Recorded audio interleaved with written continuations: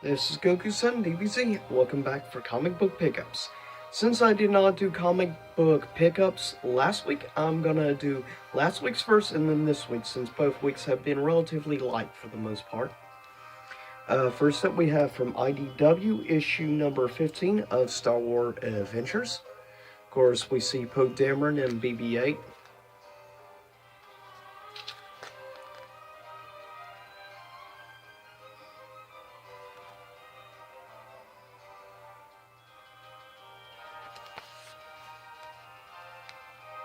And it looks like he's a little bit of an adventure and loss on another planet, sort of like Luke, strangely enough. And I will tell you, for the most part, if you get a chance, check out the Star Wars Adventure series. I highly recommend this specific series. As to the reason why I highly recommend it, is because this is actually very well written. I think in a lot of ways, some of the storytelling aspects of Star Wars Adventures and the IDW comics, I feel are actually superior to the Marvel stuff. I feel like IDW has better story writers, in all honesty. Even though I prefer a lot of the artwork better from the Marvel side of Star Wars, I will say from the storytelling aspect, IDW is better. It'd be nice to see a collaboration, the artwork from Marvel with the storytelling of IDW, and I think that would be some of the best Star Wars comics since the era of Dark Horse. With that said, next up, we have another IDW comic from last week. It is another Star Wars adventure, but it's called Tales from Vader's Castle, which is actually an interesting series, I will say. And in case this didn't notice, here's what some of the covers look like.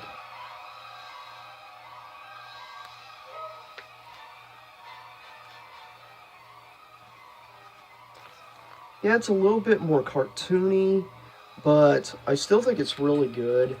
And I like the way they use the black and red colors, because I think it's quite suitable for Vader, in all honesty.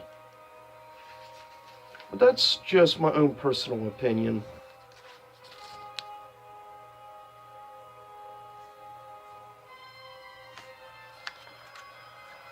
Next up, we have the only Marvel comic from last week, issue number 5 of course, Tony Stark, Iron Man, which I really like this cover, honestly.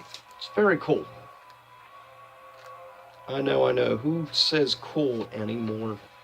I do.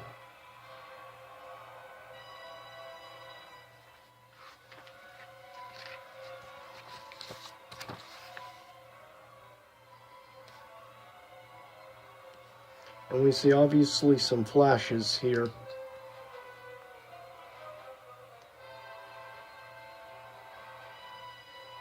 I'll say for the most part, I do like the artwork. It's a little different from other comics they've done, but still good.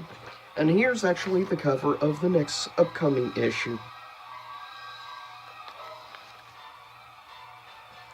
Next up, we have second to last from last week, crossover going on between IDW and DC Comics. I swear it's not Image, but apparently somehow the Max ended up in the hands of IDW.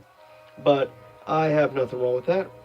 This is issue 2 of a miniseries crossover event, miniseries going on between Batman and the Max. And in case you don't know what the Max is, it's a really interesting comic series from the mid to late 90s, from the era of Spawn. It was interesting. Now this is cover B. I didn't get cover A. I liked cover B a little bit better artwork wise, because I love the Joker design and overall the aspects. And I just feel that it's very well done. I love the art style.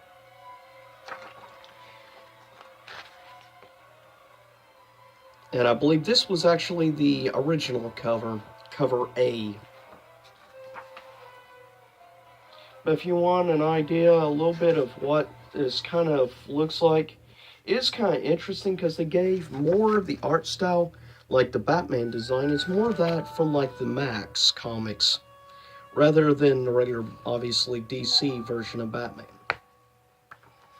But it's cool they decided to do a crossover.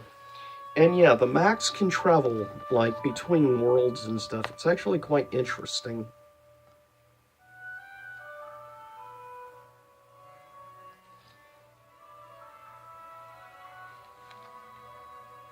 And there we see, of course, the Joker. And I love that art on his design.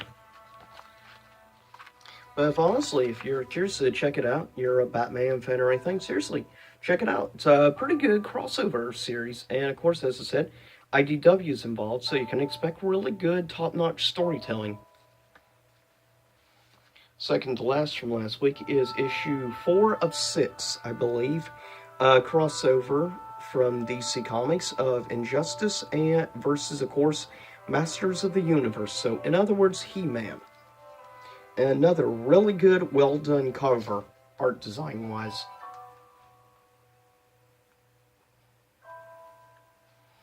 And if you look at design like a Batman, how huge and buff he is, kind of looks like something you would expect more from, like, Tim Miller. It is kind of cool to see this twisted version Injustice Superman going at it with He-Man. It's quite interesting. And here's something cool. Zatanna, or whatever, with, you guessed it, I really, honestly, I love this guy so much. Skeletor is just so cool. I've always liked his design, the coloration, and everything, with like the yellow skull face and everything, and design his costume. I've always loved Skeletor.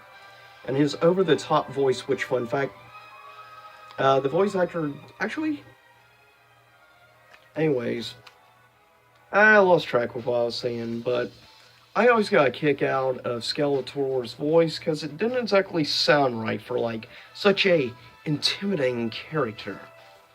Now, from this week, we have from Boom Comics, issue 22 at WWE, and his name is John Cena. Sorry, had to.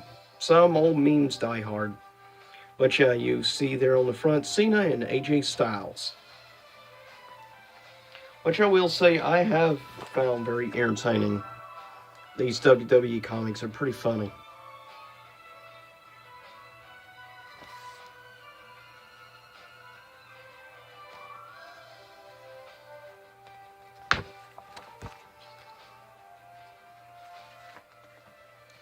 Next up we have from IDW another Star Wars adventure going on.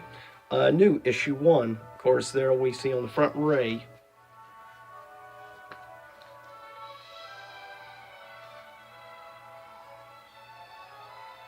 And I hope you're enjoying the music in the background, by the way, from Gravity Rush.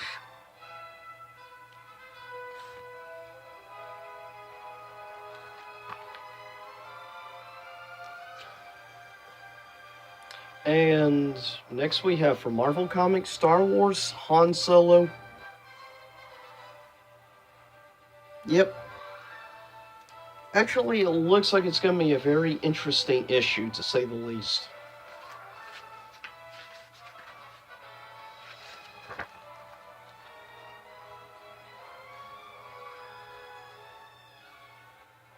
I do kind of like the art, honestly, with this particular comic. I feel that it's actually really suitable, especially for Han Solo, in all honesty. Obviously more based after the current actor playing in the Han Solo film, which is definitely one of the more underrated Star Wars movies. Next we have, of course, issue 56 of the mainline Star Wars.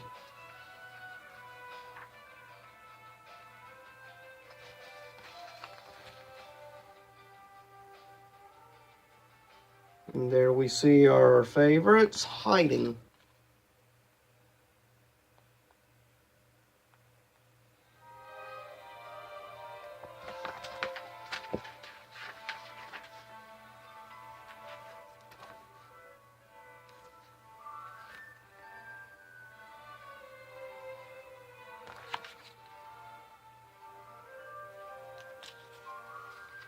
Second to last this week is from DC Comics issue 52 of Nightwing, which of course I've definitely been a big fan of the Nightwing comics, I will say. And I hope eventually we do get a Nightwing movie, because Nightwing is a character that definitely deserves it, in all honesty. And I like the more grittiness to the Nightwing comics as of late, like art style and everything. It honestly feels more like something I would expect from, say, Todd McFarlane. Some of the art style actually reminds me of, like, different eras of Spawn, in all honesty. That's one thing I like about the newer ones, and it's definitely much more in the mature side of things. That's probably why I like Nightwing so much. And speaking of, last issue 291 of Spawn. And of course, as always, I am not disappointed by the Spawn cover. And also, I like that they're refreshing up again the art style a little bit. One thing I like about Spawn is they're changing up the art style off and on every so often, and it keeps it feeling a little bit more refreshing. You don't always get that from a lot of comics, in all honesty. But one thing you can expect, if Todd McFarlane's involved, they involve Spawn, expect epic artwork like this. That looks like the cover for like a metal album, which of course, there's a metal album dedicated to Spawn. And it's called Dark Saga by one of my personal favorite metal bands, Iced Earth. But anyways, get ready to cut this video. I'll see you all next time. Same YouTube time, same YouTube channel.